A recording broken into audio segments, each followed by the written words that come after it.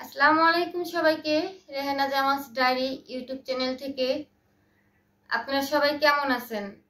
আসলে আপনারা অনেক ভালো মনের মানুষ। একটা মানুষকে কিভাবে মানসিকভাবে সাপোর্ট দেওয়া যায়, একটা মানুষকে একটা কমেন্ট করলে তার কে আর কি ভালো রাখা যায়।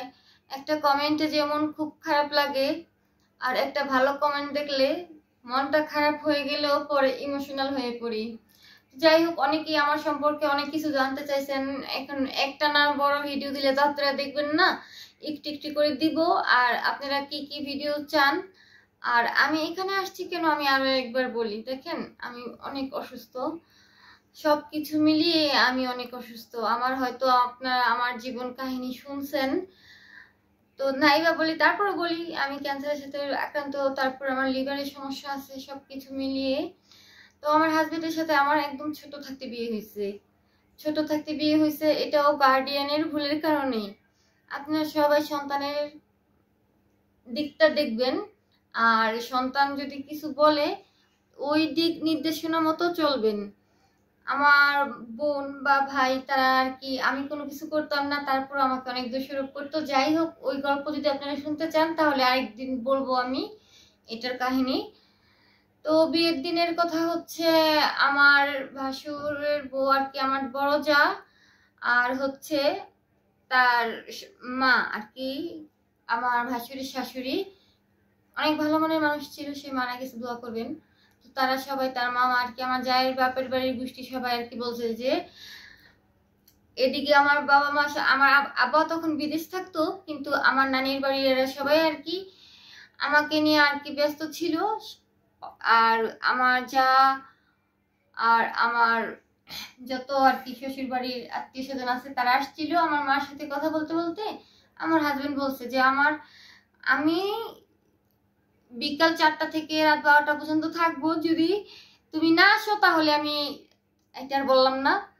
তো আমাকে আমার মামাতো ভাই বোনের দেখে দেখে রাখছে, আর শুধু বলছে আমার হাজবেন্ড যে তুমি কখনো কোনো কিছু নিয়ে আসবা না।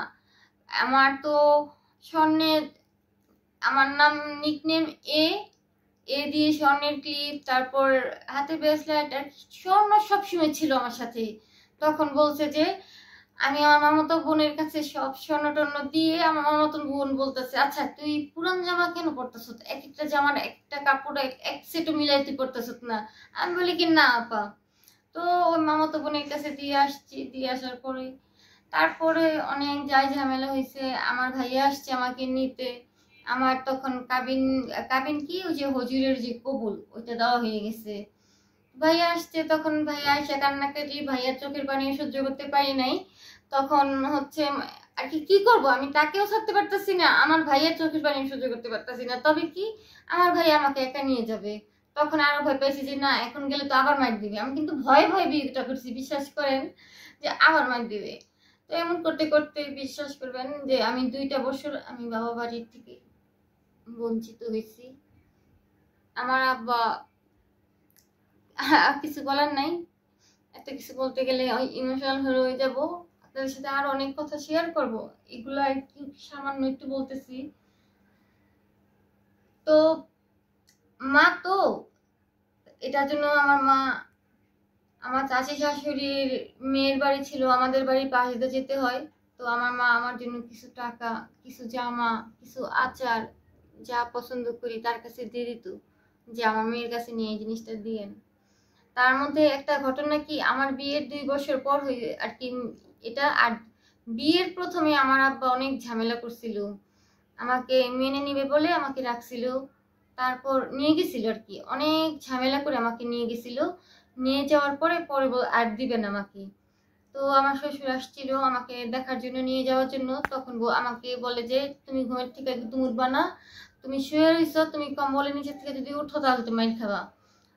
ঠিক আমার শ্বশুর বলতেছে, আমার আব্বা বলছে যে ওকে ডাইকেন না, ও ঘুমাসতেছে, কিন্তু এই পাশে তো আমাকে। তো যাই হোক, আমার শ্বশুর মারা গেছে, দোয়া করবেন আপনারা সবাই। আমার শ্বশুর অনেক ভালো মনের মানুষ ছিল, যা বলার মতো না। কারণ আমি তাদের ফ্যামিলি সম্পর্কে শুধু একটাই বলতে চাই, তারা 3 ভাই 3 বোন। তো আমার হাজবেন্ড মা কি জিনিস চোখে দেখে নাই, তার মায়ের কথা মনে নাই। কারণ আগের দিন জানেনই ছোটবেলায় বিয়ে হয়েছে, একটার পর একটা সন্তান হয়েছে। তো এমনই আমার হাজবেন্ড হওয়ার পরই আরেকটা সন্তান হয়েছে। তো ওই সময়তে সে মারা গেছে। তো আমার হাজবেন্ডের ওটা একদমই মনে নেই। আর আমার শ্বশুর কি করছে, তার ছেলে মেয়েদের কথা চিন্তা করে একদম পুরো জীবনটা তার ছেলে মেয়েদের জন্য সে আর বিয়ে করে নাই। সে বিয়ে করে নাই। তো আরেকটা ঘটনা হচ্ছে, কোনো ঈদ বা কোনো অনুষ্ঠান হইলে আমার শ্বশুর না ভোর রাত থেকে চিৎকার করে কান্না করতো। ভোর রাত থেকে চিৎকার করে কান্না করতো। এটা না আমরা না বুঝতাম না কিসের জন্য কান্না করে। অনেকেই অনেক কথা বলছে যে ঢং করে ওই সেই, না এগুলোতে না যাই। কে বলছে কি, কে কি বলছে এটা তো শুনছি, থাক আর কি একটু বললাম। তো আমার শ্বশুর অনেক আদর করছে, এটা আমার হাজবেন্ডও জানে। আমার হাজবেন্ডকে এত আদর করছে যা বলার মতো না, ছোট ছেলে। আর যখন আমি বাড়িতে আসছি একটু যা ঝামেলা হয়েছে, শ্বশুর বাড়ির পক্ষ থেকে সবাই মেনে নিয়েছিল। আর শাশুড়ি নেই বলে আমার শ্বশুর শুধু না আমাকে মাথায় কাপড় দিয়ে বলতো, আমি শুধু বলতাম এমন করে কিসের জন্য। ছোট, একদম ছোট ছিলাম, 13 বছর। আমাকে বুকে জড়াইয়া কান্না করতো, বলতো এমন করে কেন, এমন করে কেন। আর এখন বুঝি এটা হাড়ে হাড়ে আমার শ্বশুরের উপদেশগুলা, যে তুমি এইভাবে আসছো করছো, তোমাকে যেন কেউ খারাপ বলতে না পারে, সবসময় মাথায় কাপড় রাখবা। আর আমি যে ফ্যামিলি থেকে আসছি ওই ফ্যামিলি থেকে মনে করেন কখনো আমি আর কি গোবর কি আর কি কি ওইটার কাহিনী আরেকদিন বলবো। ভিডিওটা হচ্ছে অনেক লম্বা হয়ে যাচ্ছে, তো অল্প কিছু শেয়ার করলাম, সামনে আরো শেয়ার করব। আপনারা বলবেন, আপনারা যদি উৎসাহ দেন অবশ্যই আমি বলবো। আর এই মুহূর্তে আপনাদের আমার খুব প্রয়োজন। এই চিকিৎসা চালাতে লাখ লাখ টাকার প্রয়োজন হয়। এখন পর্যন্ত আমার হাজবেন্ড আমার চিকিৎসা চালাচ্ছে। আমি আর কি কয়েকদিন ধরে আর কি ফেসবুক আর ইউটিউব তো জানেনই, তো নতুন অবস্থায় কোনো আর নেই, কোনো কিছু নাই, একটু জানি সুবিধা হয়, এটার জন্য আমি খোলা। আপনারা সবাই একটু সাবস্ক্রাইব করবেন, দেখবেন আমার ভিডিও। সত্যি অনেক ভালো লাগে যখন দেখি এক একটা সাবস্ক্রাইব বাড়ে। আর আর হচ্ছে আমার বিয়ের দিন কি ঘটেছিল, তারপরে আমার বিয়ের কথা শুনে আমার আব্বা 1 মাস পরে বিদেশ থেকে আসছিল, ওইটার একটা কাহিনী আছে। আরেকটা কি, আমার আব্বা না, আমার আব্বার প্রতি বিশ্বাস করেন একটা, আমি একটু কথা বলি আমি আপনাদের। আমার বিয়ের সম্পর্কে আরো কি কি জানতে চান আপনি কমেন্ট করে জানাবেন, আমি ওইভাবে দিব। কিন্তু কি আরেকটা ইমোশনাল কথা বলি, আর কিটা বলতে গেলে আমি কান্না করে দিব। আমার আব্বা না আমাকে অনেক বেশি আদর করতো, জানেন, অনেক বেশি আদর করতো আমাকে। আমি অনেক ছোট ছিলাম ঘরের, বললাম না আমার মাথার জন্য এই ক্লিপ পর্যন্ত বানাইছে।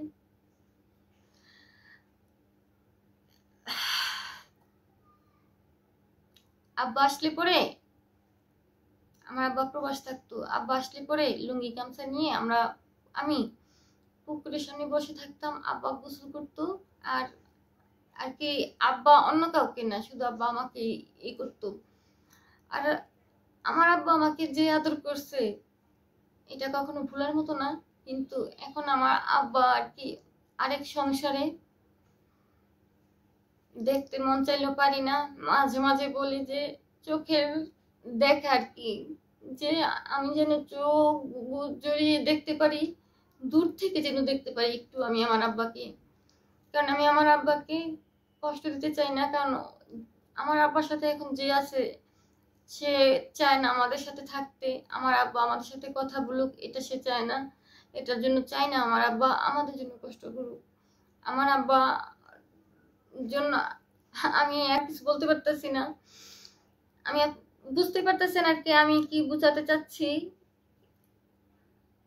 আমার আমার আব্বা আমাকে এত এত আদর করতো, এটা আরেকদিন আমি আপনাদের সাথে শেয়ার করব। দোয়া করবেন আমার জন্য। আর